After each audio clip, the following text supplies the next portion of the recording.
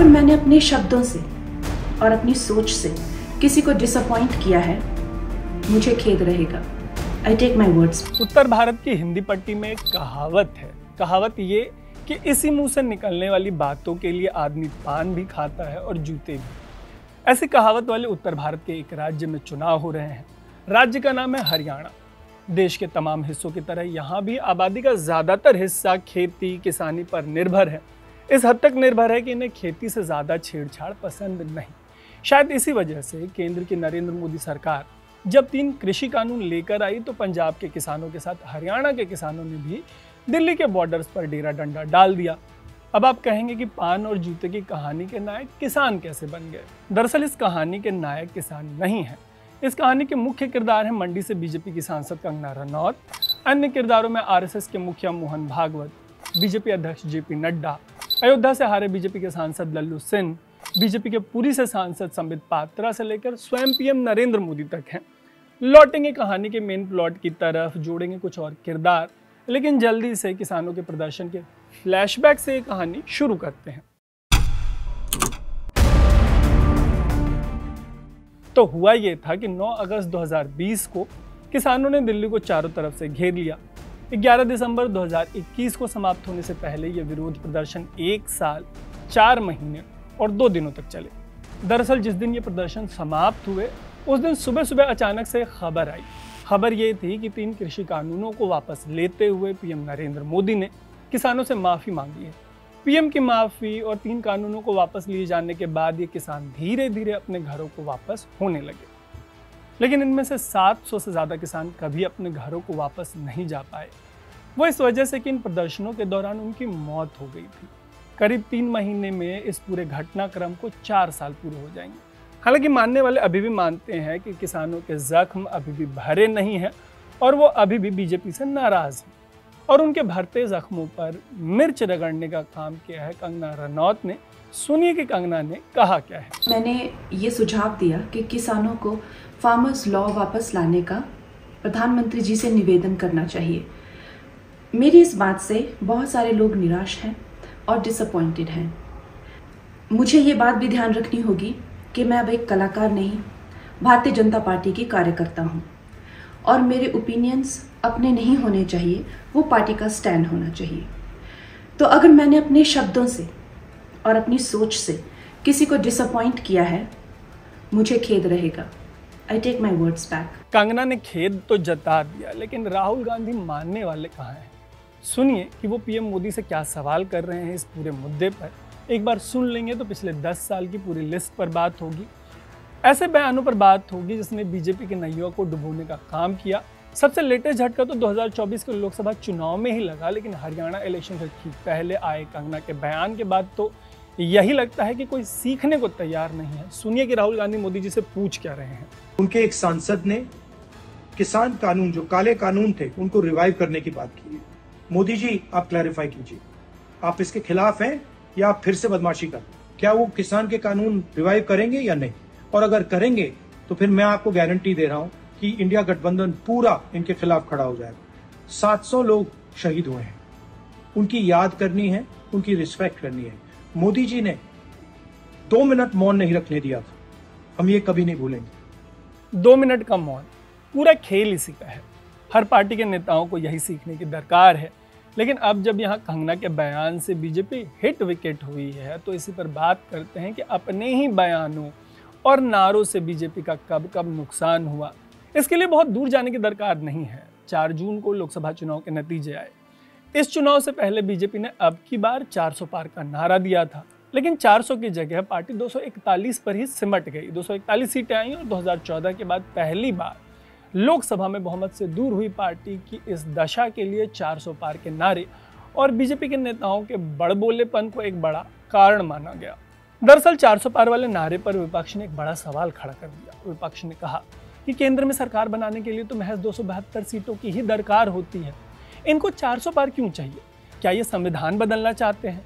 विपक्ष के ऐसे सवालों की आग में घी डालने का काम किया फैजाबाद, जिसे अयोध्या की सीट भी कहते हैं, वहां से बीजेपी के सांसद रहे लल्लू सिंह जी ने। सुनिए कि उन्होंने आखिर ये 400 पार के नारे को संविधान बदलने से कैसे जोड़ दिया। सरकार तो 272 पर भी बन जाती है, लेकिन 272 की सरकार संविधान में संशोधन नहीं कर सकती। उसके लिए 2/3 बहुमत से अधिक सीट या नया संविधान बनाना। विपक्ष ने कहा कि बीजेपी संविधान बदलने के लिए 400 पार की मांग कर रही है, ऐसा कैंपेन चला रही है और फैजाबाद से बीजेपी के सांसद ने इस पर मुहर लगा दी। वैसे ऐसा करने वालों में वो अकेले नहीं थे। इससे बहुत पहले यानी 14 अगस्त 2023 को विवेक देबरॉय ने सिर्फ संविधान बदलने की वकालत नहीं की, बल्कि एक पूरे नए संविधान की वकालत की। देबरॉय कोई मामूली आदमी नहीं है, बल्कि पीएम के इकोनॉमिक एडवाइजरी काउंसिल के चेयरमैन हैं। उनके अलावा उत्तर कन्नड़ा से बीजेपी के सांसद अनंत हेगड़े ने भी 400 पार के बाद संविधान बदलने की बात कही थी। हालांकि ऐसा कहने के बावजूद वो अयोध्या के सांसद की तरह हारे नहीं, हेगड़े चुनाव जीत गए। वहीं पार्टी बदलकर बीजेपी में आई ज्योति मिर्धा ने भी इसी सुर में सुर मिलाते हुए ऐसी ही बातें की और राजस्थान के नागौर से चुनाव हार गई। और जब 4 जून को बीजेपी को बहुमत नहीं मिला तो 400 पार और संविधान बदल देंगे जैसे बयानों को इसका एक बड़ा कारण माना गया। दरअसल संविधान बदलने की बात के साथ विपक्ष ने सबसे बड़ा आरोप ये लगाया कि नरेंद्र मोदी की सरकार आरक्षण भी खत्म कर देगी और नतीजों से साफ था कि लोगों को इस बात में दम नजर आया। आलम यह हुआ कि नतीजे आने के बाद पीएम नरेंद्र मोदी संविधान के सामने नतमस्तक नजर आए और बीजेपी से कांग्रेस तक हर जगह संविधान दिखाई देने लगा। वैसे ऐसा पहली बार नहीं हुआ था जब संविधान और आरक्षण की वजह से बीजेपी की नैया डूबी थी। 2024 के करीब 9 साल पहले बिहार विधानसभा चुनाव में भी कुछ ऐसा ही हुआ था। तब ऐसी खबरें थी कि बीजेपी और उसके पेरेंट ऑर्गेनाइजेशन आरएसएस में खटपट चल रही है। ऐसी खटपट के बीच आरएसएस के मुखिया मोहन भागवत ने कह दिया था कि आरक्षण की समीक्षा होनी चाहिए। फिर क्या था, कास्ट को लेकर पहले से सेंसिटिव बिहार जैसे राज्य में इस चुनाव में बीजेपी को मुंह की खानी पड़ी। 2015 में अगर आरएसएस के रिजर्वेशन की समीक्षा वाले बयान को नुकसान का कारण माना जाता है, तो वहीं वापस से 2024 में 400 पार नहीं होने के पीछे एक बड़ा कारण आरएसएस पर दिए गए एक बयान को माना जाता है। दरअसल एक इंटरव्यू के दौरान बीजेपी के अध्यक्ष जेपी नड्डा ने कहा कि बीजेपी उस दौर से बाहर आ गई है जब उसे आरएसएस की दरकार होती थी। अब पार्टी अपने बूते सक्षम है। कहते हैं कि इस बयान को आरएसएस वाले दिल पे ले गए। 2024 के चुनाव के कैंपेन में उन्होंने हाथ खड़े कर दिए, मतलब बीजेपी को सपोर्ट नहीं किया। और कहते हैं कि 400 पार नहीं होने के पीछे ये बयान भी, नड्डा का ये बयान एक बड़ा कारण बना। इसी 2024 के चुनाव में गुजरात से बीजेपी के सांसद पुरुषोत्तम रूपाला ने एक ऐसा बयान दिया जिससे राजपूत जो जाति है उसके लोगों के नाराज होने की बात सामने आई। उन्होंने कुछ ऐसा कहा कि भारत को गुलाम बनाने वालों के साथ तब के राजा और महाराजाओं ने रोटी बेटी का रिश्ता रखा। इससे जुड़ी मीडिया रिपोर्ट्स और एनालिसिस में ये निकलकर सामने आया कि इस बयान से राजपूत जो है वो आहत हैं और इससे बीजेपी को काफ़ी नुकसान हुआ है। ये बयान तो एक समुदाय विशेष तक ही सीमित था, लेकिन संबित पात्रा ने इसी चुनाव में भगवान जगन्नाथ को पीएम नरेंद्र मोदी का बड़ा भक्त बता दिया। इतना बवाल हुआ कि पात्रा को 3 दिनों का व्रत करना पड़ा। पात्रा के अलावा अगर 2024 के ही चुनाव में पीएम नरेंद्र मोदी ने जो भाषण दिए उनकी बात करें तो जनसुराज के फाउंडर प्रशांत किशोर ने एक इंटरव्यू के दौरान कहा था कि पीएम नरेंद्र मोदी को घुसपैठ या मंगलसूत्र खोल लेंगे, भैंस खोल लेंगे जैसी बातें नहीं कहनी चाहिए थी। किशोर का मानना है कि बीजेपी के समर्थकों के एक हिस्से को ये लगा कि इससे पीएम के पद की गरिमा को ठेस पहुंचती है। कम से कम प्रधानमंत्री को इस गरिमा का ख्याल रखते हुए इस तरीके के बयानों से बचना चाहिए था। किशोर का मानना है कि बीजेपी को इसका भी नुकसान हुआ।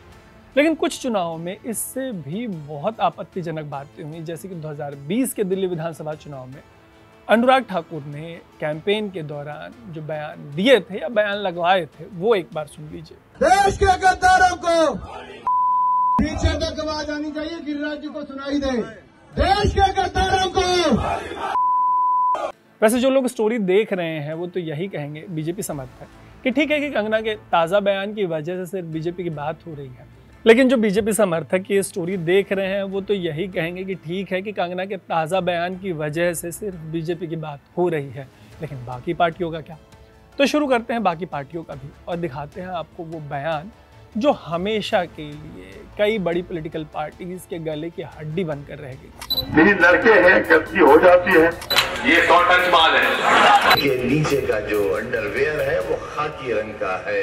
बच्चों की कसम है, ना बीजेपी से गठबंधन करेंगे ना कांग्रेस से गठबंधन। जब भी कोई बड़ा पेड़ गिरता है तो धरती थोड़ी हिलती है। जाते जाते वापस से यही अपील है कि ऐसी ही स्टोरीज के लिए आप स्विच को फेसबुक, यूट्यूब और इंस्टाग्राम पे फॉलो और सब्सक्राइब जरूर कर लीजिएगा। देखते रहिएगा स्विच। मेरा नाम है तरुण।